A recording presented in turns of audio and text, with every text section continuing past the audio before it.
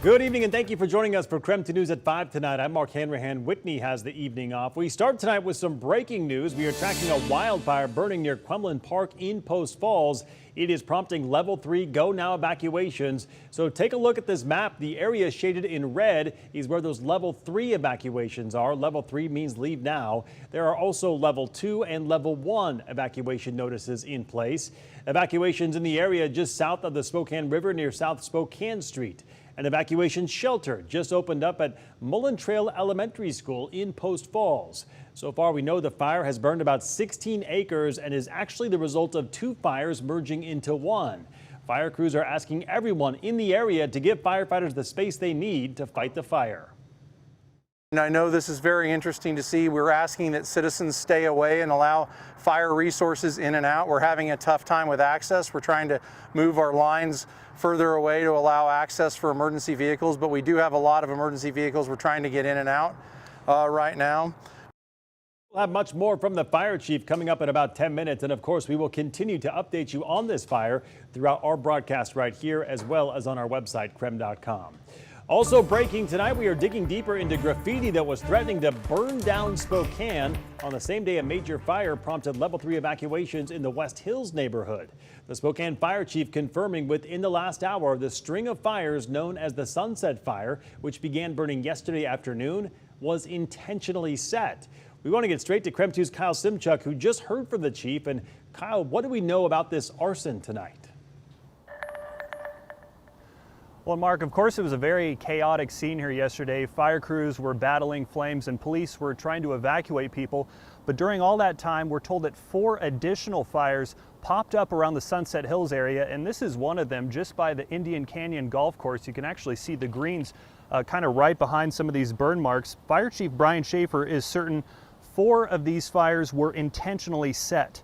Now, hours before all of these fires, police were notified about some disturbing graffiti in downtown Spokane. Someone wrote "Burn Down Spokane" and put yesterday's date.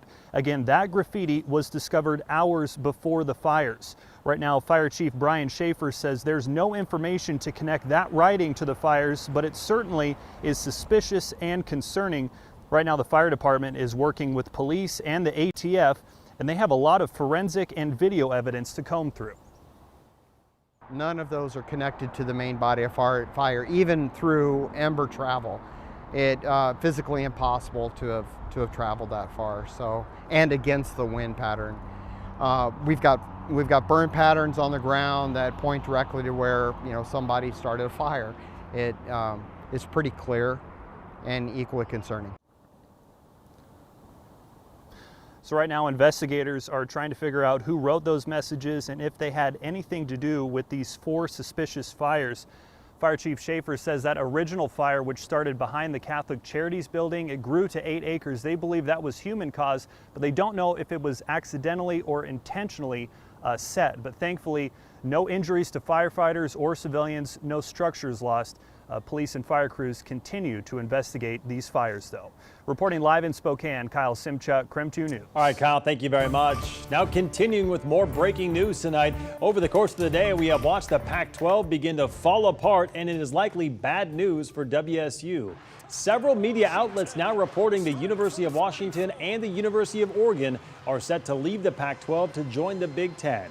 The Big Ten has cleared the way for UW and the U of O to apply for membership and join the conference. The move has been speculated for weeks after Colorado became the 3rd school to leave the Pac-12 in the last year. UCLA and USC have also left the conference. There are also reports that Arizona, Arizona State, and Utah are leaving the conference to join the Big 12. The dismantling of the Pac-12 spells an uncertain future for WSU. KREM 2 Sports Director Travis Green has been tracking the developments all day. He is joining us live now with more on the impacts to the Cougs. Travis? Yeah. Hey there, Mark. A tough day for WSU and college athletics as a whole, with Washington and Oregon bolting for the Big Ten and Arizona State, and Utah leaving for the Big 12. That now leaves just 4 teams left in the Pac-12. Stanford and Cal have also been mentioned as realignment candidates, which if you're at home counting, that leaves just Washington State and Oregon. Oregon State left in what would be a Pac-2, which is clearly not a conference at all. WSU head coach Jake Dickert addressed the rumors yesterday, saying maybe TV money may have destroyed college football. That was before anything was official. Now it is. Dickert weighed in on today's news after the Cougs' third fall practice, and he's disappointed at what it means for the tradition of college football as a whole and at WSU. I think it hits home. You know, I talked about rivalries yesterday. I mean, to think it's the end of the Apple Cup, you know, to think it's the end of the Civil War. I don't even know if they can call that anymore. But at the end of the day, you know, what's it worth? I understand business. You know, I understand change. Everyone's got to change, and we got to adapt. And Wazoo will find its way. We have for 100 and some years. Dickert also weighed in on the travel that the student athletes at these schools leaving will have to endure in the new conferences, and said he thinks it will be tremendously difficult for them academically. WSU President Kirk Schultz and Athletic Director Pat Chun released a joint statement on today's news saying, "We are disappointed with the recent decisions by some of our Pac-12 peers.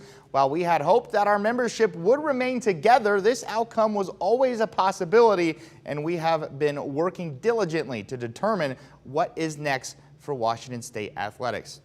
So, Mark, the conference is down to 4 teams now. This may be the death of the Pac-12 conference. Will it survive by adding teams? That's the big question. We're going to have to wait and see on that one. But at this point, it seems more likely WSU joins a different conference, such as the Mountain West.